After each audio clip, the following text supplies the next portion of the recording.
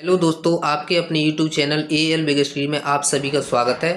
आज से हम आधुनिक भारत का इतिहास पढ़ने जा रहे हैं, यानी कि हिस्ट्री ऑफ मॉडर्न इंडिया।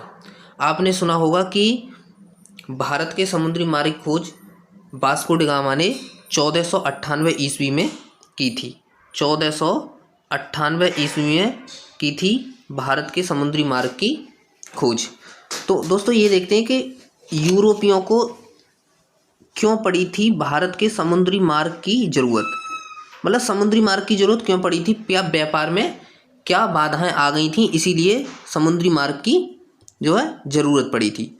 तो सबसे पहले हम उसी चीज़ को देखते हैं कि जो प्राचीन भारत था, तो तभी से हम देखते हैं कि भारत के जो व्यापारिक संबंध हैं वो यूरोप और भारत के बीच व्यापार संबंध थे।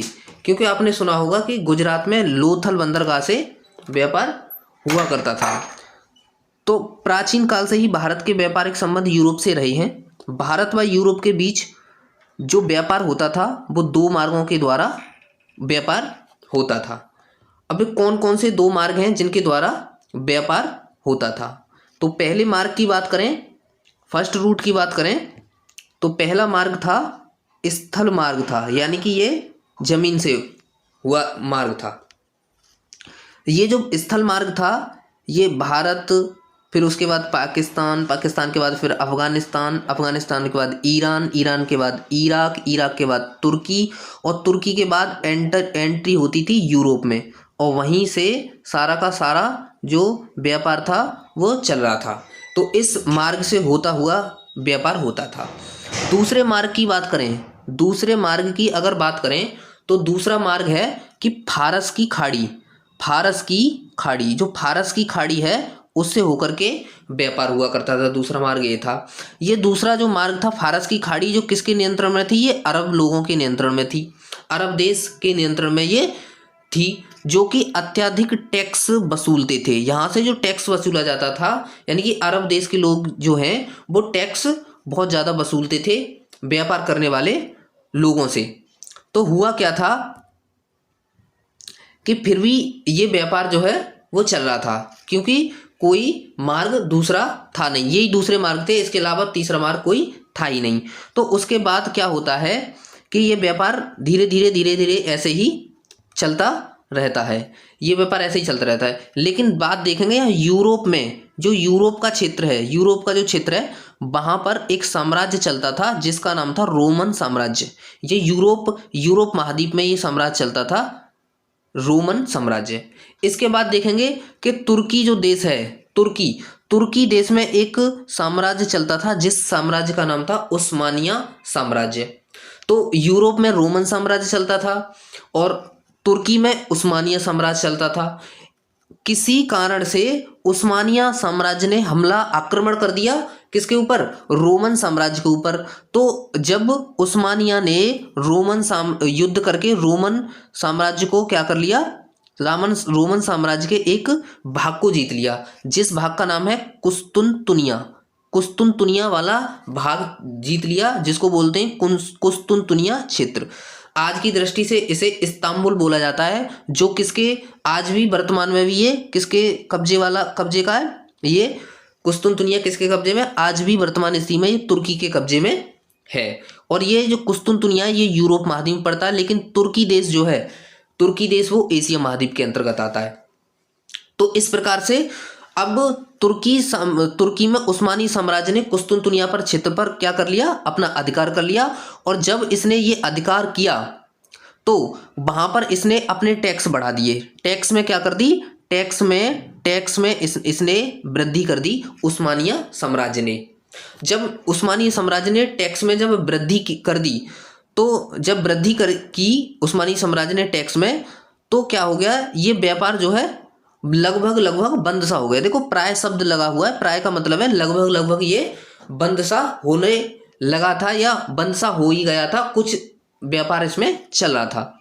तो इस कारण ये यूरोप में, अब जब ये व्यापार जब बंद हो गया तो लोगों की आवश्यकता है कि व्यापार करें और व्यापार करके अपना फायदा लें, और जो चीज़ मसाले वसाले वगैरह हैं उनको यूरोप महाद्वीप में लेके आए। तो इसीलिए अब यूरोपीय लोग थे वो चिंतित थे कि किसी ऐसे मार्ग की खोज मिले जिससे हम अपना भारत के साथ व्यापारिक संबंध बनाए रखें। तो जब व्यापार बंद हो गया तो इसमें देखते हैं कि सबसे पहले इस चीज के लिए क्या किया गया था। तो सबसे पहले एक स्पेन ने भारत के समुद्री मार्ग खोज करने के लिए एक व्यक्ति भेजा था और उस व्यक्ति का नाम था कोलंबस जो व्यक्ति भेजा था वो भारत की खोज करने के लिए भेजा गया था और स्पेन द्वारा। तो परंतु इसने क्या किया कि कोलंबस किसी तरीके से दिशा को भटक गया, दिशा इसकी भटक गई और इसी दिशा भटकने के कारण इसने एक महाद्वीप की खोज की जिस महाद्वीप का नाम है अमेरिका महाद्वीप। और ये स्पेन से 1492 ईस्वी में ये जो है स्पेन से इसने अपनी यात्रा को शुरू किया था। उसके बाद क्या हुआ, चलो इसने तो खोज कर दी अमेरिका महाद्वीप की, लेकिन खोज करनी है भारत के समुद्री मार्ग की, क्योंकि भारत से व्यापारिक संबंध बनाए रखने।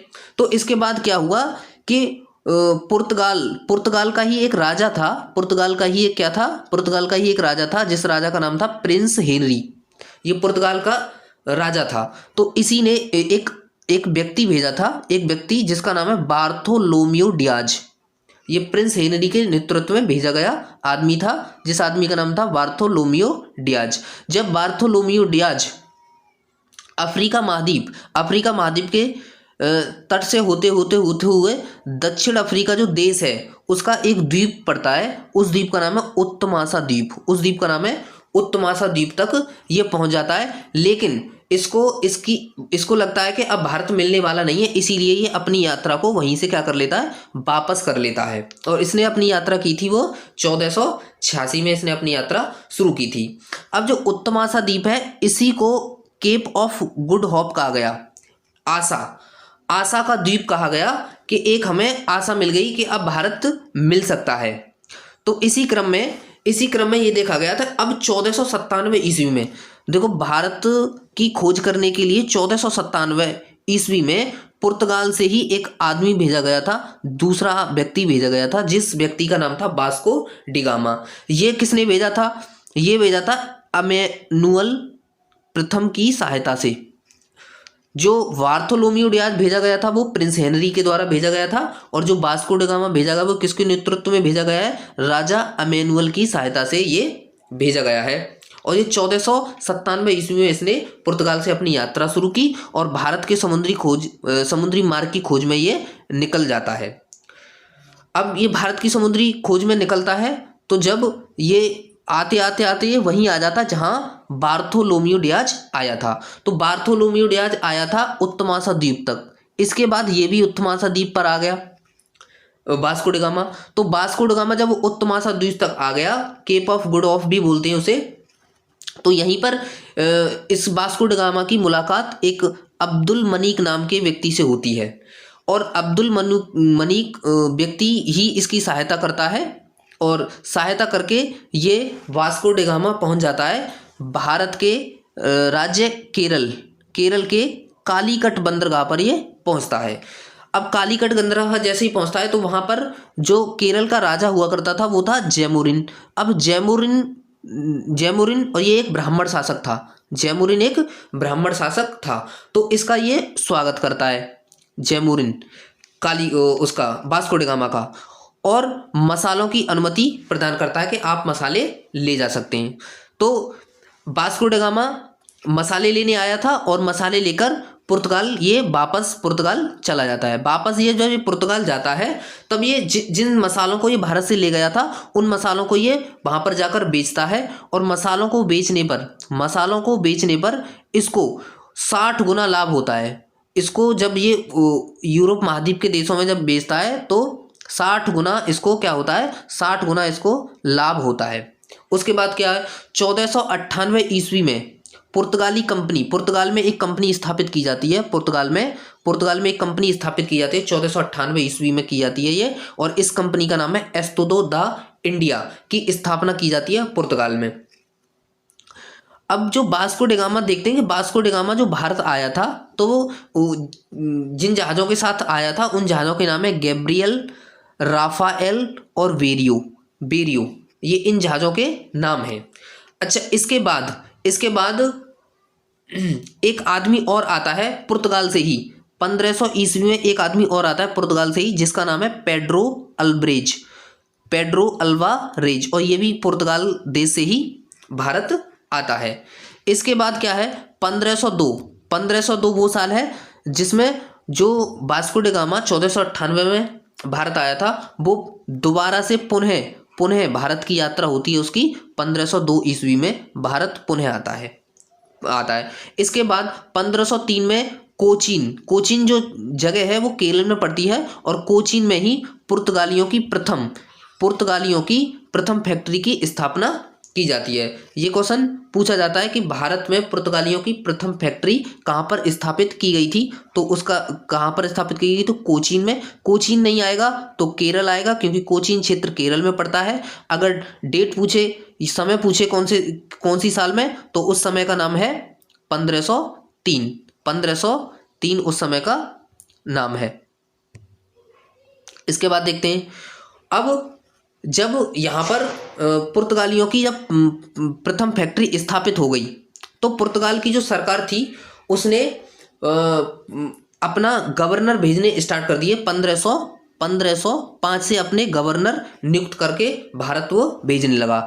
तो 1505 में सबसे पहला जो पुर्तगाली गवर्नर बनकर भारत आया था, पूछा जाता है कि भारत में सबसे पहला पुर्तगाली गवर्नर बनकर कौन आया था, अल्मीडा। टाइम पूछा जाता है कब से कब तक आया, तो 1505 से लेकर के 1509 तक ही आया था, और भारत का प्रथम पुर्तगाली गवर्नर है। इसका एक महत्वपूर्ण पॉइंट है, इसने जो अल्मीडा था, फ्रांसिस्को दा अल्मीडा था, इसने हिंद महासागर में अपना नियंत्रण स्थापित करने के लिए एक नीति चलाई थी, और उस नीति का नाम था शांत जल की नीति या ब्लू वाटर पॉलिसी। यहाँ से दोस्तों क्वेश्चन पूछा जाता है कि शांत जल की नीति या ब्लू वाटर पॉलिसी किसके द्वारा चलाई गई थी, तो उसका नाम है द फ्रांसिस्को द अल्मीडा, नाम उसका गवर्नर का है। अगर वीडियो अच्छी लगी हो तो वीडियो को लाइक करें तथा चैनल को सब्सक्राइब करें। धन्यवाद दोस्तों।